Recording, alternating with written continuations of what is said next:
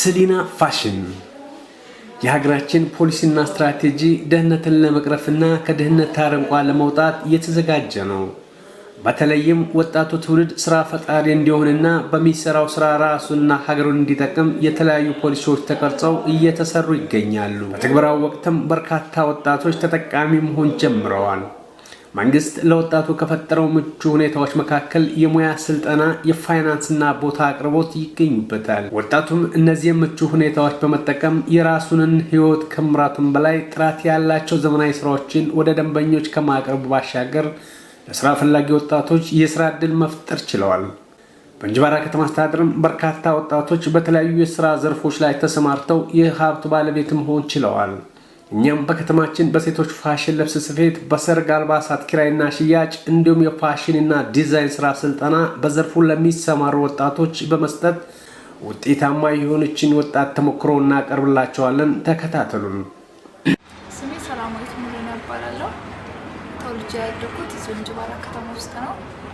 ትምህርቴን የጨረስኩት ከ1 እስከ 12ኛ ክፍል እዚሁ እንጅባራ ከተማ ውስጥ ነው። ከዚህ በፊት ምንም ተምሬ ተመርቄ ስራ በጣም ስፈልግ ነበርና ስራ መፈለጉ ደግሞ የምታውቀው በጣም አድካሚ ነው። ሲቀጥልም ስራ ግን እንኳ እንደዚህ ስራ ብትል ያን ያክል ውጤታማ የምትሆንበት ቦታ ላይ አይደለም ያለነው እና ኖርማል ሳስበው ይሄ ቢዝነስ ይሻለኛል ብዬ አስቤ ወደዚህ ውስጥ ገባሁ። እንደ ይህን ስራ ለመጀመር ስልጠና ከየት አገኘሽ? ወደዚህ ሙያ ዘርፍ እንዴት ተሰማራች? ስልጠና የወሰድኩኝ ባህር ዳር ነው ተምሬ የመጣሁት። በምን ያህል ካፒታል ተጀመረ? እንዴት ተጀመረ? በትንሽ ብር ነው የተነሳው። ያው ማለት ያን ያክል ብር ኖሮኝ አይደለም የጀመርኩት።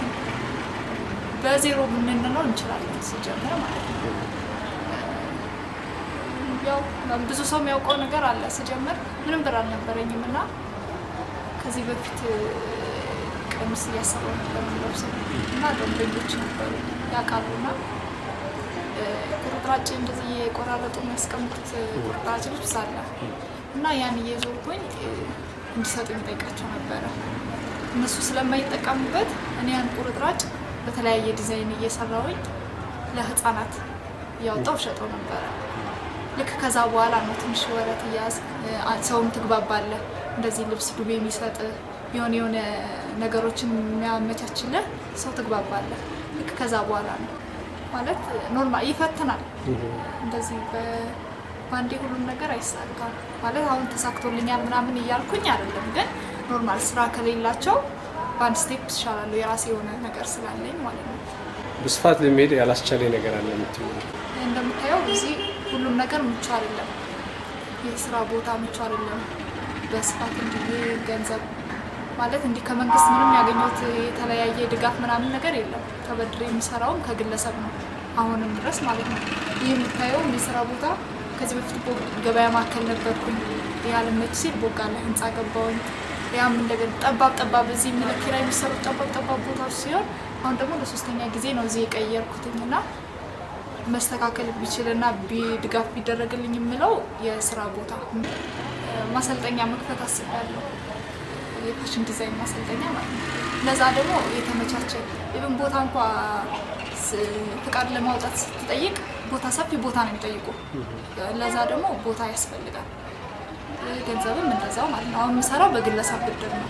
ከመንግስት ብድሩን ባገኝና ቢመቻችልኝ ከዚህ የተሻለ ነገር ከኔም አልፎ ሌሎች ስራ ፈጣሪ ሴቶችን ፈጥራለሁ ብዬ አስባለሁ። ጀምራ ስልጠና አልሰጡም። ምን ሆነ መሰለህ መታወቂያ አሁን ስራ ስትሰራ ንግድ ፍቃድ ያስፈልግሃል አይደለ? ነጋዴ ነው የምትሆነው፣ ስራ ፈላጊ አትሆንም። ገብቶሃል? እዛ ሄደ ደግሞ የስራ አጥ ነገር ይጠይቁሃል። ስለዚህ ሄጄ እንደውም እናት ባንክ በሴቶች ብድር አመቻችቶልኝ ነበረ እና ሄጄ ስጠይቃቸው መታወቂያ ነጋዴ ስለሚል መቀበል አንችልም ነጋዴ ነሽ ብሎ ነው ይላል። እንኳን ከነሱ ሌሎች ባንኮችን እንዳልኩ እያመቻቹልኝ ነበርና ያን ስልጠና ለመውሰድ እንትኖች ጋር ሲሄድ መታወቂያ ስራ ፈላጊ ወይም የስራ ካርድ ያስፈልጋል ብሎ መለሱ። አሁን የሁሉ ችግር ተቋቁመሽ ወደዚህ ስራ ዘርፍ ደርሰሻል እና አሁን ስራችሁ ስራዎች በዋናነት ምንድን ናቸው? ዘመናዊና ባህላዊ ልብሶችን እሰራለሁ። እንዲሁ ጎን ለጎን ደግሞ እንደዚህ የምሰራቸው የቤቢ ሻወር ልብሶች ምናምን ነገሮች አሉ። እነሱን ከመስራት በዘለለ በኪራይ ለሚፈልግ በኪራይ ያቀርባል። እስኪ እንደው እስካሁን ምን ያክል ካፒታል ላይ ደርሰሻል? እንዴት ነው እየሄድሽበት ያለው ንግድ ሁኔታ? ወደፊትስ ምን ማድረግ ነው ያሰብሽው? ከበፊቱ እሻላለሁ። ራስ ነገር አለኝ። ቢያንስ እንደዚህ አልነበረም። ምንም በብድርም ቢሆን የተስፋፋ ነገር አለኝ። እንደሌላ ጊዜ የሆነ የሚቸገርበት ምናምን ሁኔታ አይደለም ያለው። ከበፊቱ ጥሩ ላይ ነኝ። እንደጀመርኩት እንዳልኩት ስጀምር ምንም ስላልነበረኝ ማለት ነው። ቀጣይስ ምን ማድረግ ነው ያሰብሽው? ቀጣይማ በጣም ብዙ ሴት ባለሙያዎችን ማፍራት ነው ያሰብኩት። እንዲሁ ነገሮች ተመቻችተውልኝ የመስሪያ ቦታ አግኝቼ ሰፊ ቦታ ማሰልጠኛ የሚሆን ነገር ማለት ነው ብድር ገንዘብ ባገኝና በጣም ብዙ ሴቶችን ማፍራት ነው የምፈልገው። ይህን ስልህ ወንዶችን አላሰለጥንም ምናምን አይደለም፣ ግን ሞር በቃ ሴት በቤት ቁጭ ብላ መዋል የለባትም። ምንድነው አሁን እዚህ የለመድነው በቃ እንደ ግዴታ ትማራለች፣ ትመረቃለች። ሴት አግብታ ነው መጨረሻው በቃ ማግባት ነው። አያግቡ አይውለዱ አይደለም እያልኩ ግን ከወንድ ልጅ እንዳትጠብቅ አሁን ጎን ለጎን እኔም ስራ እየሰራው ስለሆነ ብዙ ተማሪ ሰው እንትን ለማለት አይመችም። ግን እንደ ተቋም ትምህርት ቤት የራሴ የሆነ ትምህርት ቤት ፋሽን ዲዛይን ትምህርት ቤት ከፍቼ ብዙ ሴቶችን ማሰማራት ነው የምፈልገው። አሁን አንቺ በራስሽ ተነሳሽነት በራስሽ ስራ ፈጠራ እዚህ ደረጃ ደርሰሻል። ሌሎች ደግሞ ተምረው ጨርሰው ቤታቸው ቁጭ ብለው መንግስት ስራ እንዲፈጥርላቸው የሚፈልጉ ሰዎች አሉ። ለእነሱ ምን ትመክሪያለሽ? እንደዛ አይሆንም። ያው እንዳልኩ ነው። ጀምረኸውም እንኳን የመታገዙ ጉዳይ ያን ያክል ነው። እንኳን ዝም ብለህ ቁጭ ብለህ ማለት ነው። በምንም ይሁን በቃ ዋናው ስራ አለመናቅ ይባል። ገና ደግሞ የሆነ እንደዚህ ይሆናል። አንዳንዴ ምን አለ መሰለህ የምናስበው ነገር አለ። ዝም ብለን በውስጣችን የሆነ ትልቅ ነገር እንፈልጋለን። ገብቶሃል? በአንዴ እኔ የሆነ ትምህርት ቤት ማሰልጠኛ እንዲኖረኝ የሆነ የልብስ ማከፋፈያ እንዲኖረኝ ምናምን እንፈልጋለን። ምንም ሳንሰራ ማለት ነው። እንደዛ አይሆንም። ግን ከዜሮ መጀመር አለብን። ምንም ደረጃ ላይ ይህን ስፌቱን ብቻ ምናምን አይደለም። የትኛውንም ሙያ መስራት ያለባቸው ሴቶች ከዜሮ ነው መጀመር ያለባቸው። ይሄ እንደዚህ ስለ አባባል ምናምን ሌላ ጊዜ ይመስለን ነበር አይደለ? እኔ አሁን ሌላ ጊዜ ስራ ሳይኖረኝ የሆነ ሰው ሲያወራ ወሬ ነው ምናምን ይላሉ። ገብቶሃል? ከዚህ ተነስቼ እኮ ነው እኔ እዚህ የደረስኩ። የድሮ ሰዎች ይለዋል የሆነ አንድ ዶሮ ነበረችኝ ከእሷ ተነስቼ ነው ይሄን ህንፃ የገነባሁት ምናምን ይልሃል። እና ይሄ ወሬ አይደለም የምር ገብቶሃል? ከሰራ ስራ ሳትንቅ ሰው ምን ይለኛል?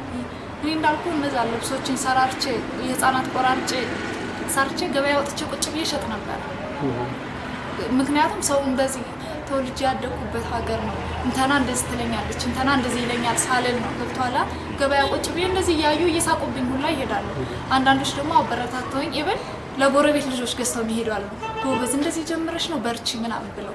ስለዚህ መናቅ የለባቸውም። ስራ በራሳቸው ነው። የትልቅ ደረጃ መድረስ የሚፈልጉ ከሆነ ከራሳቸው ነው በቃ መስራት ያለባቸው ራሳቸው ላይ ነው እንጂ እንተና ያግዘኛል ኢቭን ቤተሰብ ምናምን መጠበቅ የለብን።